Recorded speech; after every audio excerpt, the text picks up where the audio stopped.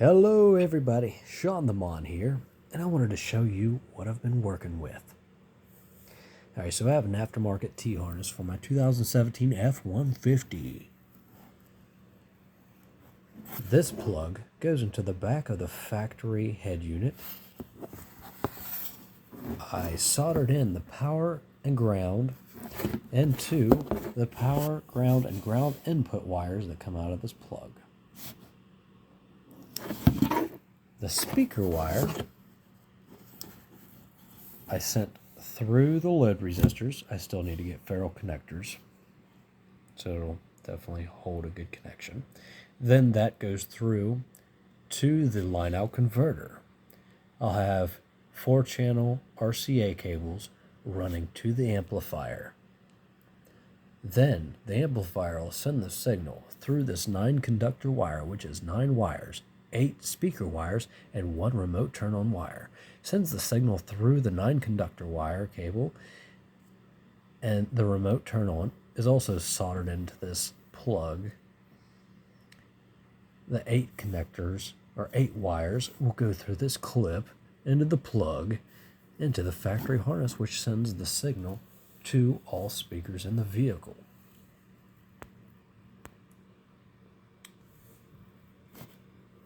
Now I did order 12-inch by 12-inch by 1/16 of an inch ABS plastic. And as you can see here, I didn't use very much of it. And I just used the box cutter, and I just kept tracing the line, and then eventually popped out.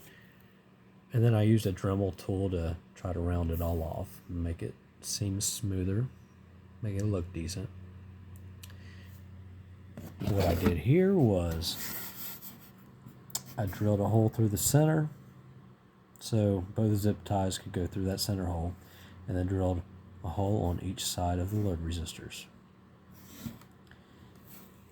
And then I took 4 spare screws that I had. At first I went ahead and punched a little dot, and then went ahead and drilled the screws through. I had to use a saw to cut off the ends of the screws so they'd be almost flush, but would still hold the line out converter.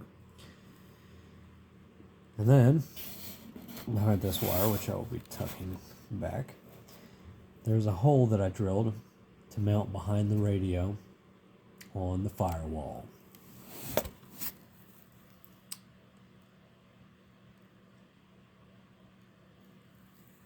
And as I continue along, I will update you all on how it goes. Thanks for watching.